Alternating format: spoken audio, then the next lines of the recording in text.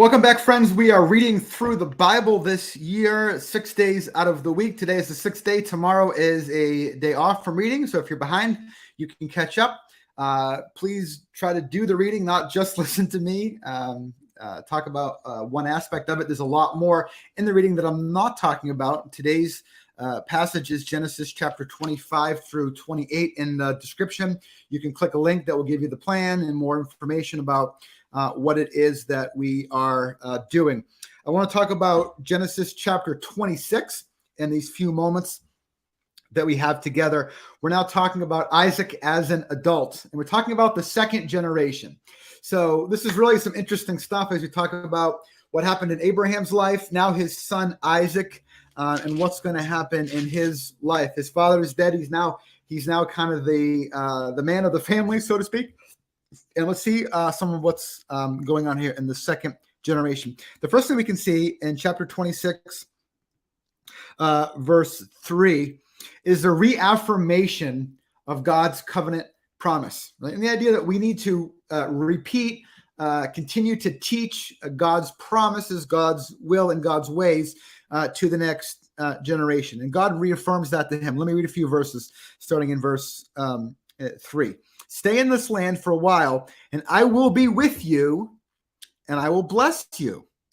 For to you and your descendants I will give all these lands, and will confirm the oath I swore to your father Abraham. It's a promise of God. Remember, God himself is committed to this covenant promise.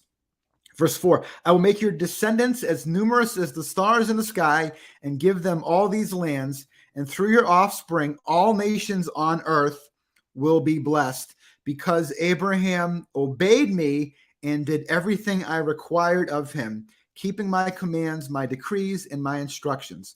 So Isaac stated. So we see, again, core idea here, second generation, all the promises are carried forward. The promises made to Abraham. Abraham's now dead. His son is the inheritor of these covenant promises, and that's significant that God will be with him, give him the lands, the descendants, all these promises, and the same requirement. What was God looking for from Abraham?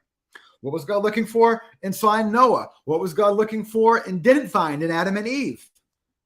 Faith, trust, right? Trust in him, not perfection. We've not seen in anybody perfection, but we've seen faith. People whose hearts and desires is to know and follow God. And of course, a lot of people that haven't along the way as well. But that's what God is looking for, and that's what he found in Abraham. He found it was a person of faith during his life, and now looking back, he is now passed away. But God says, because Abraham obeyed me and did what I required of him, keeping my commands, my decrees, and my instructions. So that's the good news. Here's the bad news. Generational problems repeat themselves. So, and hopefully when you were reading this, it just jumped off the page with you. This happened twice with Abraham, this situation.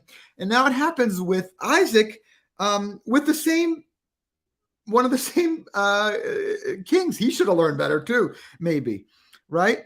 So verse 7, when the men of the place asked him about his wife, this is Isaac's wife, Rebekah now, he said, she is my sister, because he was afraid to say, she is my wife.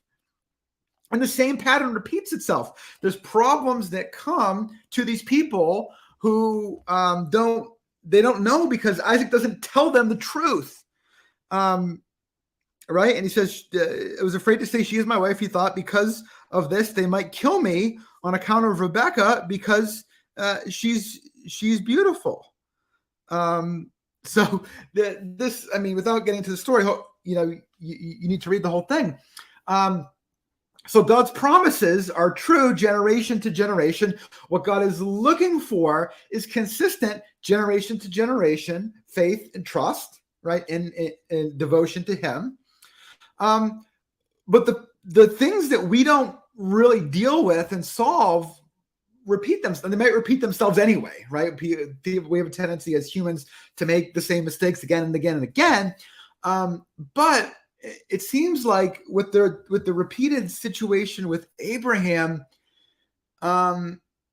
he was never able to have that kind of confidence in the midst of this other kind of potential threat. It wasn't even an actual threat, but he didn't tell the truth, or at least not the whole truth, because of fear, because he was afraid.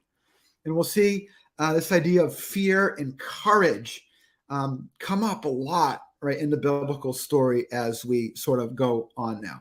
So I guess here's kind of one point in that. Don't just say, yeah, this is a mess for me. Hopefully my kids will be better. Do better, be more faithful, and trust God. Remember, we looked at yesterday, what Abraham trusted God, even though it seemed crazy, and God provided, right? The Lord provides.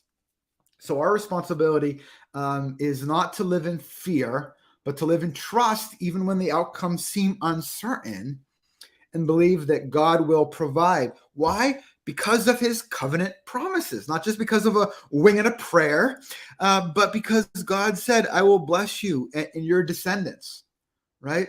If Isaac was killed, as he says he was afraid of because his wife was so beautiful and other people would have wanted her, if he was killed, that would make God a liar because God's promise couldn't come true through him, right? So in a sense, he, in this moment, a strong sense, is not acting in faith. Because if he was killed here, again, God's promise would not come to pass. So a lot to think about there, a lot more. I'll see you again on Monday. Have a great